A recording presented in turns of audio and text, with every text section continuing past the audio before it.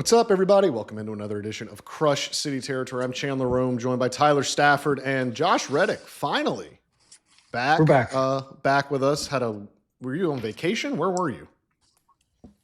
Sort of, kind of. I mean, is traveling for go-kart racing really vacation? We were in Amarillo for a It's a weekend, and then question as old as time. and then all of last week, Jet and Maverick left for England for 2 races, actually. And then Ryder had a golf camp in Galveston for 4 days, and we played a little father-son golf tournament, 9-hole tournament. So we've been all over the place, and we just got back from Dallas. So we've been jumping around. So One of those seems a little different than the others. The Dallas trip? Mm-hmm. Yeah. When you drop England for go-karting, it's hard to be like, hey, we went to Dallas. we went up there with some friends from here and went to Six Flags, and we went to Cosm, that like sphere-like thing. I guess it's like the sphere, but it's like a big live viewing. We went and saw Harry bar. Yeah. So we watched Harry Potter on there. Cool. We watched Harry Potter, so that was cool. Which one? The first one. It was the only one they were showing. That sounds fun. But yeah, everything was interactive. So you saw the screen playing, and then everything else was surrounding you. It looked interactive, so you felt like you were moving, and it was pretty awesome. Kids loved it. So the go-kart racing in England, do they drive on which side of the road do they drive? I've already made this joke, Chandler. He's gone on a different England trip for go-karting, and I've already done Tyler pays attention, Chandler. Tyler pays attention. Okay, but what side do they drive on? I forgot. We drive on the wrong side of the road and the wrong side of the car over there, but on the go-kart track, it's pretty universal because they sit in the center of the car. So okay, doesn't really apply. So let's just stick to covering baseball, Chandler. Well, I mean, as we saw last night, I'm the world's greatest judgment of news. I'm the world's greatest storyline expert because the one thing, when you do my job, the one thing you're like not scared of all the time, but it's like you write something glowing, you write something nice about someone, and then they just completely implode. And that is what Tatsuya Imai did last night against the Twins at Dyken Park. I think if you read the story I wrote in The Athletic on Wednesday morning, you'll notice that I didn't put a ton of numbers in there. Like there weren't a ton of statistics. There weren't a ton of like declarations of, oh, he's back. And this is like, because as we discussed, Tyler, yesterday, when we recorded yesterday, like we said, like they're still not out of the woods with him, right? This was 3 starts ago that he went to Kansas City, took a 9-run lead before throwing a pitch and got 2 outs.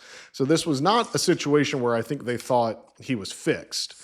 And last night just underscored that completely. He gets 4 outs, and he was lucky to get 4 outs because he was on his last batter in the first inning as he got up to 34 pitches. If he would not have struck that batter out, he would have been out in the first inning. This is now 5 of 12 Major League starts for Tatsuya Imai in which he has not finished the 3rd inning, which is not what you want. It's another kind of underscoring of this entire experience. You genuinely never know what you are going to get from this guy when he goes on the mound. He has shown an inability to stop things from happening as things are spiraling on him. He has shown a complete inability to adjust, an inability to make in-game tweaks to where things can get better. He talked last night about when he got off the mound and he went to look at video with his interpreter Shio after the game. He noticed his posture was a problem, and he noticed kind of how he was standing was a problem, and he didn't notice that until after the game when he was looking at video. And you see the best, and you're not asking him to be an ace, but you see the good pitchers in the sport, they're able to find that stuff out in game. They're able to find that stuff out while they're on the mound and adjust. It's very clear that Tatsuya Imai, for whatever reason, cannot do that. And Josh, just another outing where they're very lucky that they had an off day today, where they didn't have to because these are the outings that just completely tank the bullpen. The bullpen had to cover 8 2/3 innings or 7 2/3 innings last night. It's not a recipe for sustained success, and it continues to beg the question: can they count on Tatsuya Imai in any consistent fashion this season? If you're looking at everything right now, I mean, consistency being everything, no, you can't look for him to do anything for you positive off that mound. I mean, if you're coming down the stretch and you've got, a 5-game stretch, how confident are you going to be in this guy to, win you the one game that you need him to win for you in September? So it's kind of like, where do we go from here? We talk about this guy after every start. It just seems like we're repeating the same things over and over. There's always a factor that he can't figure out until it's too late. Like, these are just things that he has to figure out on the fly. If he can't do it, then somebody else has to do it. I mean, if somebody can't pick that up too, that's not just all him. There's too many people looking at cameras and analytics to be not seeing something off unless he's just leaning on that. So that's where I'm at on that. Is it on him? Maybe, maybe not. But there's too many people looking that need to be able to fix him mid-game as well. And then if they can't fix that, he can't make that adjustment, then that's clearly on him. But right now, there's nothing out there. There's fans, there's players behind him. With him on the mound right now, you're just holding your breath. And if it's hit hard, you hope it's at somebody and not over the batter's eye again. Now, I know classifying pitches has been difficult, so I understand all of that before I say what I'm going to say. We've talked about if Imai can't locate that slider down, it's just not a useful pitch because it doesn't move across the zone as much.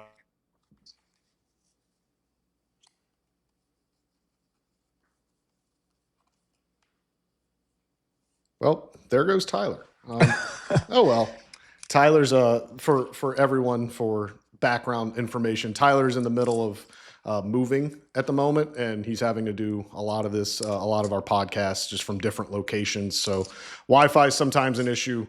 We appreciate him trying, but he's busting he's busting his butt to try.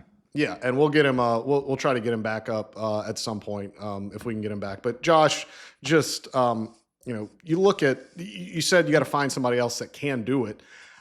They don't really like. They're paying him $18 million. Like he's got, like we've talked about, he's got options. He's got to consent to be optioned. But this is it's just a situation right now that they almost have no choice but to keep throwing him every 5th or 6th day, and it's just one of these things that's not getting better. No, and you just hope that day comes that your bullpen's rested, or you have an off day that follows that, like this series just had. So until he shows something of consistent improvement, like I said, you're just gonna be holding your breath. And I'll kind of piggyback off what Tyler was saying before we lost him about his, what do they call it, the UFO now, the slider, the UFO. Yeah. As we learned yesterday, when you throw it where you threw it to Josh Bell, it's not going to come back. And then I think, watching the game yesterday, he had a big issue of fastball up, which is never his issue. If he's up and the fastball's on, then he's usually having a problem everywhere else. And we saw that, if he was missing with the slider, it was middle. And if he was missing with it bad, it was down at the start. And guys were spitting on it, as we saw in the first inning. So when things like that seem to ball up, a snowball effect, and you get what happened yesterday, and like you said, what, 5 out of 12, 6 out of 12 starts this year. So it's very unfortunate they don't have anybody, but is this a time to have that conversation saying, hey man, look, it's July, we still have time to send you down and work on some things? Is this something you're willing to do, and then bring you back up when you think you might be ready again? They do have people coming back. They've got guys that are rehabbing. They've got guys that they'll activate soon, but I don't know that that's a conversation that they're ready to have yet. But if it keeps going like this, they may have no choice. So a little bit of housekeeping. Tyler's internet is out, so he will not be rejoining us. So let's go to break. Let's hear from our friends at FanDuel, and let me reset if you're watching on YouTube, let me reset the screen after that ad. But right now, we'll be right back after this message from our friends at FanDuel. This episode is brought to you by FanDuel. Baseball fans, the MLB season is in full swing, and FanDuel is giving you a chance to call your shot with daily dingers. Joining the action is easy. Just make your free pick on who's hitting a home run in their game, and if you're right, you'll get a profit boost to use on your next bet for a chance at extra winnings. It's just another reason why FanDuel is the home of home runs. So are you ready to play your game? Head over to FanDuel.com/podcast to get started. That's FanDuel.com/podcast to opt in for daily dingers and make your free pick on who's hitting a homer. Play ball and swing for the fences on FanDuel, an official partner of Major League Baseball. No purchase necessary. Opt-in required. Bonus issued as non-withdrawable profit boost tokens. Restrictions apply, including any token expiration and max wager amount. See terms at sportsbook.fanduel.com. Gambling problem? Call or text 1-800-GAMBLER. Welcome back. Let me get everything done on the back end here. There's Josh, and we will fix his name. That's not Tyler Stafford. We'll fix Josh's name on YouTube. Yeah. There we go. Now we're cooking. Hey. We're cooking with grease now. We talked about the Tatsuya Imai enigma will kind of be what it is, and the Astros do have some reinforcements on the way. Cristian Javier will be activated off the injured list on Friday, tomorrow, before the game against the Rays, but he will not be in a starting role. Joe Espada announcing on Wednesday that Cristian Javier is going to the bullpen. He will function as, quote, a typical reliever. Joe Espada doesn't want to call him a long man, didn't want to say that he's going to just be assigned as long man duties, but this is a guy that has not made a major league relief appearance since 2022. He is not conditioned to throw on back-to-back days. He underwent Tommy John surgery a year and a half ago, so they're going to have to be pretty cognizant just of him. So I can't imagine he is truly going to be treated as a typical reliever where they warm him up and bring him in the middle of an inning with 2 on and 2 out, or where they're pitching him on back-to-back days. They're going to have to keep him stretched out in some capacity. But Josh, I thought it was a very interesting move for a lot of reasons. One, he's the 4th highest paid pitcher on this team. And I know salary's not everything. I know contracts aren't everything. But when you start to think of the money they owe him and the contract he's playing on, you kind of thought he would get at least some bit of a runway to show, to prove that he deserves to be in the rotation, to have some runway to figure some stuff out there. And then the other part of it is the guy that's going to start on Friday is Spencer Arrighetti, who has a 9 ERA in his last 4 starts. Arrighetti, it seemed like they could have done a situation like they did with Mike Burrows, where Spencer Arrighetti goes to the bullpen for a turn, just give him a little bit of a breather to work on some things. He pitches out of the bullpen and then kind of insert him in the rotation the next turn. But sending Javier to the bullpen is a vote of confidence in Arrighetti. It's a vote of confidence in Mike Burrows, who also could have had a return to the bullpen. But I was a little bit surprised. That this is the route that they went. Yeah, I mean, obviously with Arrighetti, this guy just won pitcher of the month. So, I mean, Right. This guy's not really going to go anywhere, because he can go out there on any given night, flip it around and give you 8 strong. So like that's going straight into the bucket for me. The only thing that makes sense, like Mike Burrows maybe missing a turn, but this move for me feels like more of kind of being safe with Javier. I mean, we've seen so many injuries with him as of late, and if you're not going to be careful, even if you're paying him all this money, he could always come back. Get him into the bullpen until the All-Star break, build him up a little bit, get him in those low leverage situations. If there's a blowout game on either side, get him in there for a mop up inning or two, and then build him back up. I feel that's where I'm looking at this at. Every angle we attack it as kind of just like, look, we can't afford to have this guy come back and then 2 weeks later go right back down, on the sorry, I keep calling it the disabled list, the IL, the injured list again. So I think it's just a matter of keeping it safe with him and trying to be a little cautious to make sure they have him for a run down the road. I think that's part of it. I mean, the public, like the media, like we're only privy to so much pitch data that he had in the minor leagues. I mean, we can see velo, we can see some spin rates from his AAA starts. They don't have that in AA, but obviously like the team has all this stuff, and the team has a lot of proprietary information that the media is not privy to have.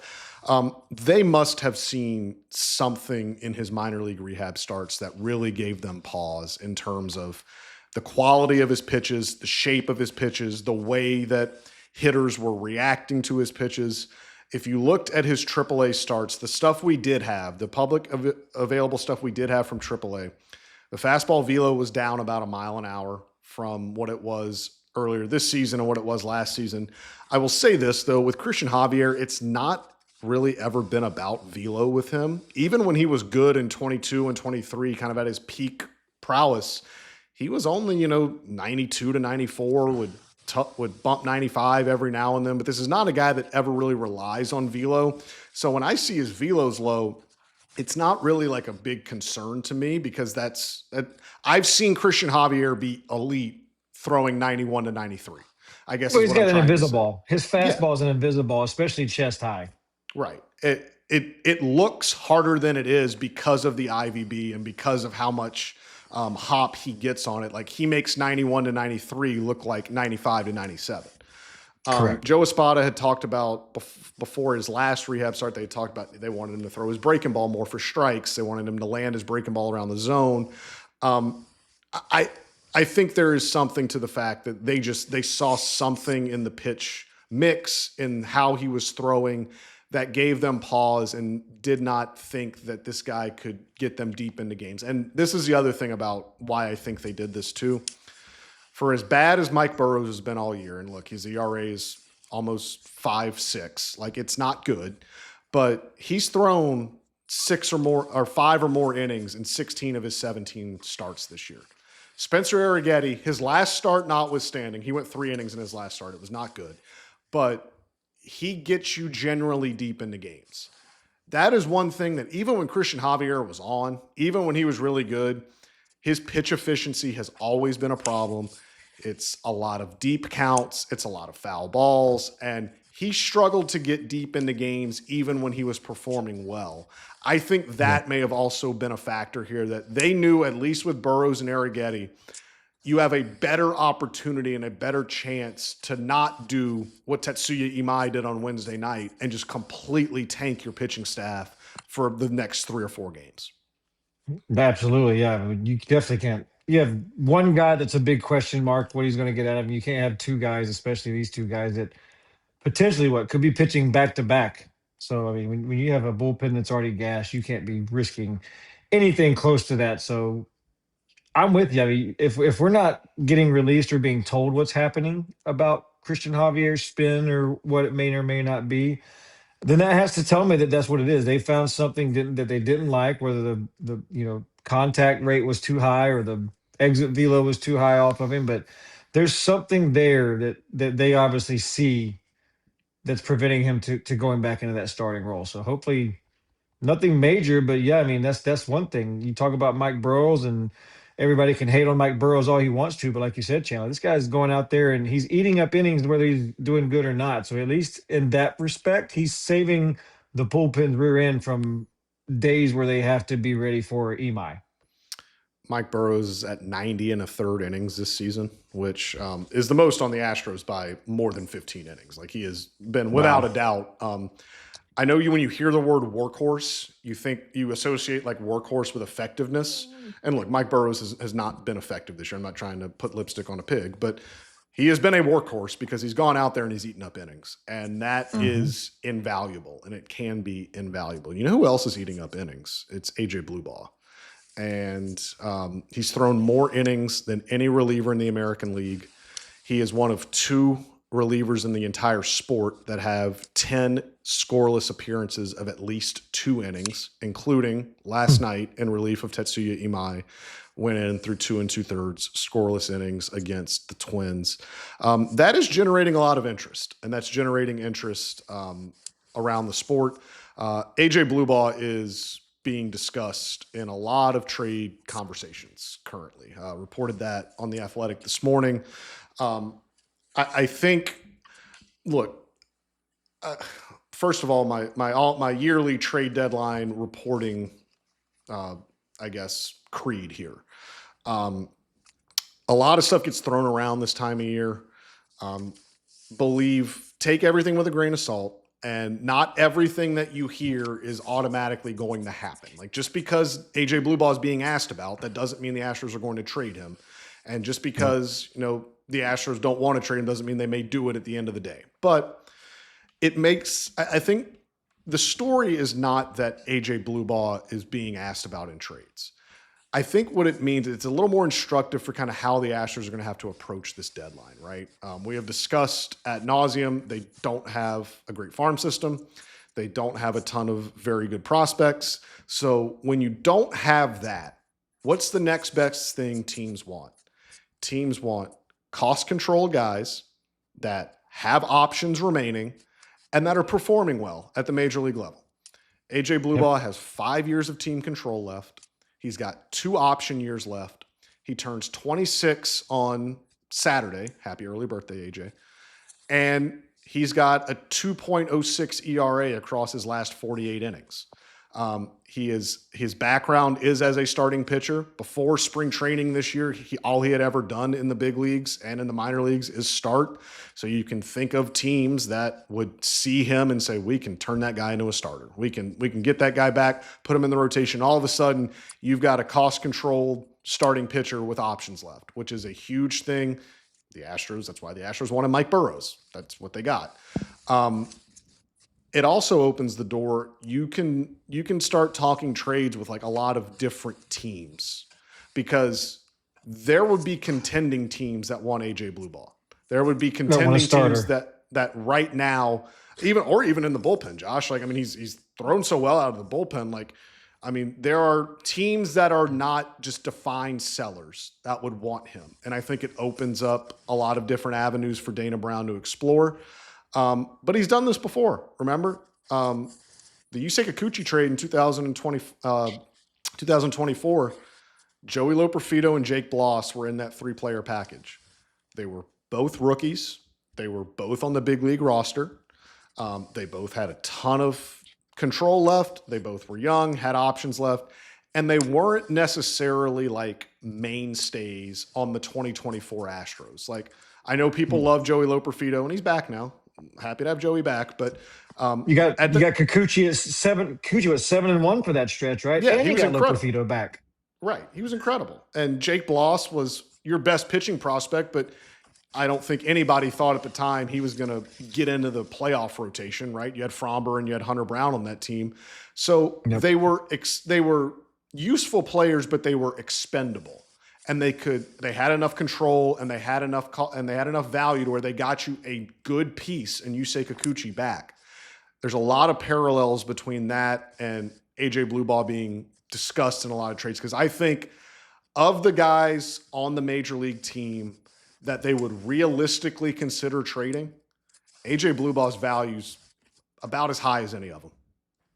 Oh yeah, I mean this guy's the one name that stands out, and it's crazy because this guy doesn't really get talked about hardly when you talk about covering this Astros team. So he's just floating under the radar, doing his thing. And you go back to roles, like when you get traded to stuff like that, especially the pitcher nowadays. Once as you get to the postseason, pitching roles go out the window. I mean, we saw Charlie Chucky Morton closing out Game 7 in ALCS and a World Series back to back. So like, AJ Blubaugh could get traded as a starter, go back to being a reliever, and then end up starting, a Game 6 when the team needs him to, that can bring back something else that the Astros may or may not need. Or you look at it another way and go, well, we get rid of AJ Blubaugh.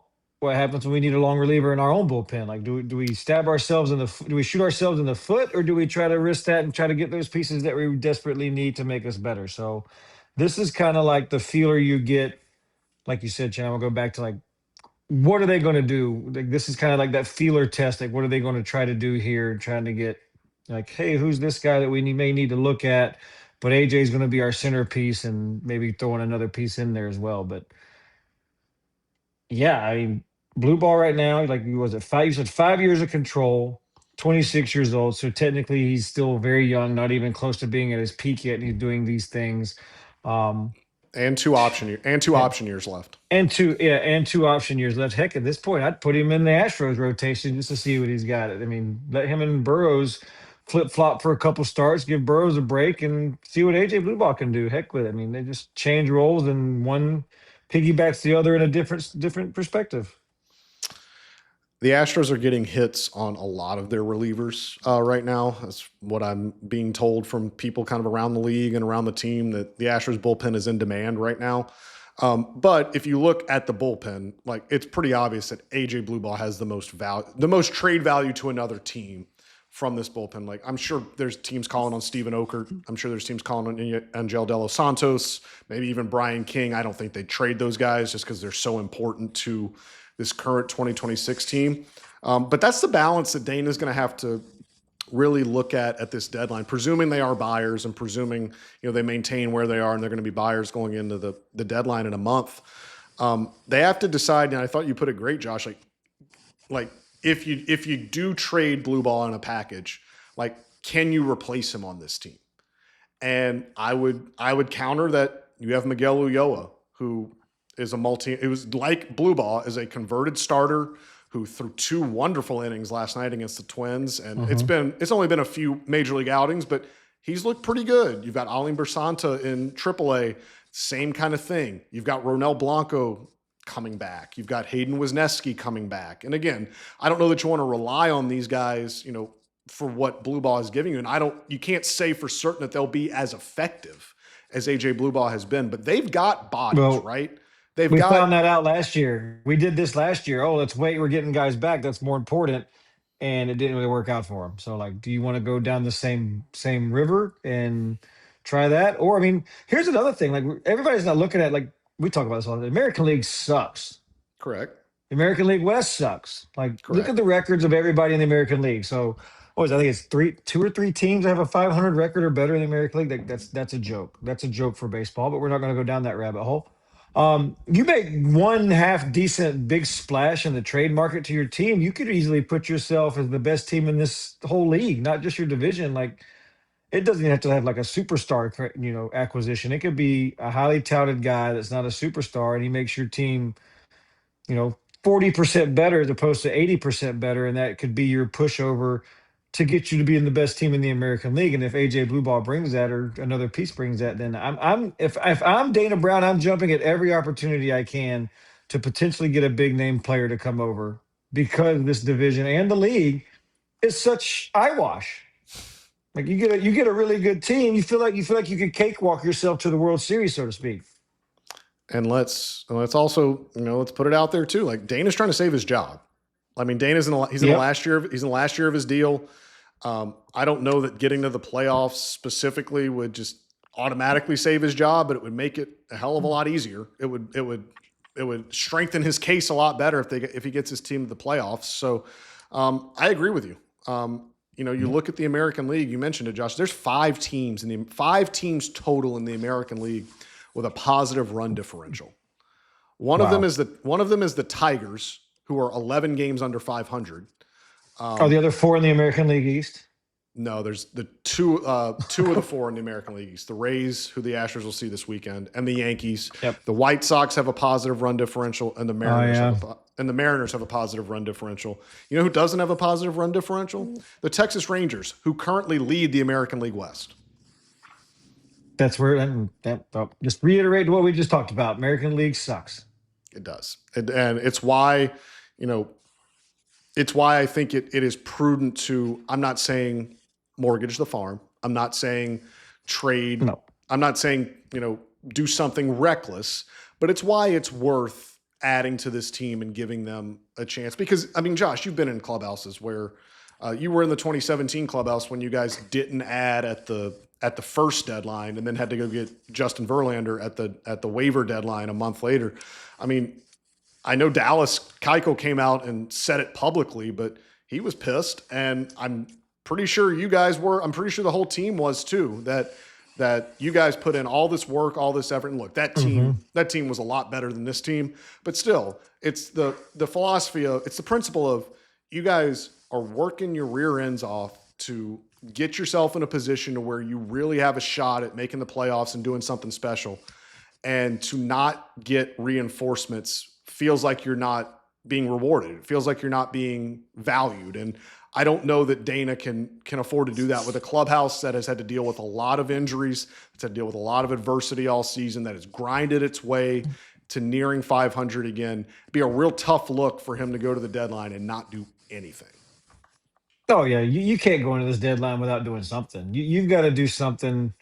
That's like you said, especially if you want any interest in coming back with your job, not just in this team, but in baseball. Like if this doesn't just reflect on him as an Astros general manager, like other teams are watching his moves as well. So if I'm going into this deadline, I'm trying to be maybe even one of the first teams that makes that kind of move to get things going. To like, hey, look, we're not messing around. We're getting this one, and then like we're not done. Make this one splash, and then maybe make another one here at the end. But you have to do something. Whether it, you know, are they going to rely on a guy like Lamont Wade Jr. to come back and carry this team out there, or go find another lefty bat that they've been talking about for almost 2 years now? Like, where do you pick your? I'm not saying pick your poison, but where do you pick your point of carrying this team? Do you go? I mean, it's clearly in the outfield right now. Outfield is obviously their biggest focus point for their lineup, and they've got to find that piece. And yes, it might still need to be a left-handed piece, even with Lamont Wade Jr. coming back. So, do you go out there and make that move? But I'm tired. I'm going sooner rather than later. I'm not waiting on somebody to make that move for me.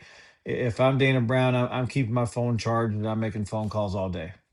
And I'll say this about Dana too. Dana has struck early in the past couple of deadlines. Obviously, he got Correa last year on deadline day, but Ramon Urias was, I believe, 2 days before the deadline That's last year. different. I think that one was probably guaranteed a week prior. He just probably wanted to make the drama scene.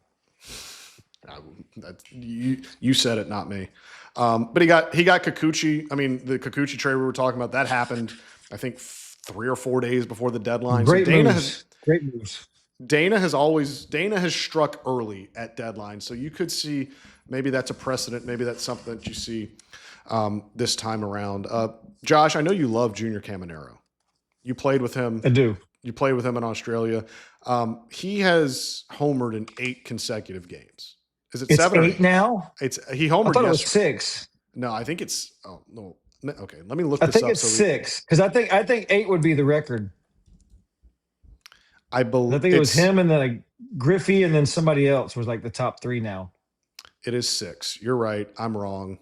That's a common theme. That's a common theme. Josh is always right. But Junior Caminero has homered in 6 games. He is an incredible player to watch. You played with him a little bit in Australia, and I remember I think a year or so ago, like you were texting me and you were saying like, the Astros got to go acquire this guy. I was like, Josh, the Rays ain't giving this guy up. And you're seeing why. He is like face of franchise, like kind of a franchise altering kind of player. He's not even turned 23 years old yet, and he's already got a 40 homer season. He is on his way to He'll be a Dodger in 2 years. Who knows? Like maybe they'll give him, maybe the Rays have new ownership now. Maybe he'll be the guy that they spend money on. No, I told him early, and I hope his agent are like, people don't do careers in Tampa, Chandler. That turf. I mean, I know it's different because the infield's done different now, but I mean, even Levin Longoria had a great career there and then kind of fell off. But like, that's just so many injuries. But yes, going back to him, great player. I knew probably within a week of workouts and batting practice that he was very different. He just had that sound that comes off the bat. And these are with, ABL baseball. So they're not even major league, minor league baseballs anymore. So these are ABL baseballs that are completely different. He's hitting the ball as loud as any big leaguer to this day. And you're showing it. Like you said, he has a 40 home run season, 6 in a row. And these aren't just wall scrapers. This guy's hitting balls into the left center back wall in down in Tampa. So it's monstrous shots. Fantastic defender too. It's not just all hitting. Takes his walks when you need to. But yeah, I knew early, and I'm going to brag about that. I knew pretty early he was going to be a special player. And I feel, it makes me feel pretty good because he would come up to me in batting practice all throughout that season and said, "Hey, you got anything you can help learn?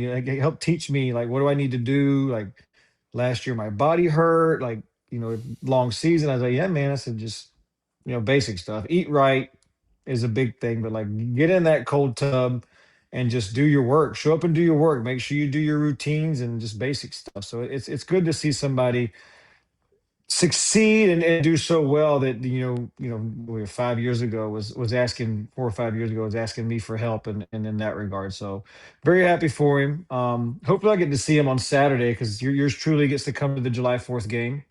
Oh yeah. I'm doing a little Budweiser show after the Mm. top of the first. I get to come on the field and I think I get to have a beer in my hand and Mm. give him the old how you doing and get my pop and take my beer and go back up to my seat. So hopefully I'll get there early enough to see him if he doesn't big league me. Well, if the people listening want to see Junior Caminero this weekend at Dyken Park, do we have a deal for you from SeatGeek?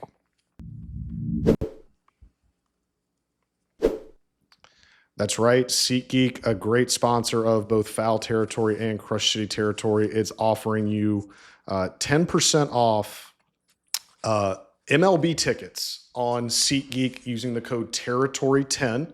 It's 10. You can get you 10% off, guys. If you're watching on YouTube right now, we have a QR code at the bottom. You can just go scan it, and it'll take you right to it. Or we'll have the link in the description to where you can get 10% off on any tickets from SeatGeek. Josh, I know you don't need tickets. You've got the great gold card that gets you in anywhere you want to go.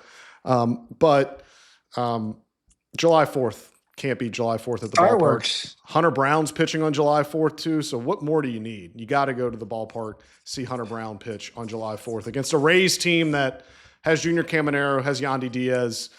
They play a very fast brand of baseball. They run the bases. They put the ball in play. They don't strike out. It's an aesthetically pleasing brand of baseball to watch at the Rays play. So you're saying they play it the right way?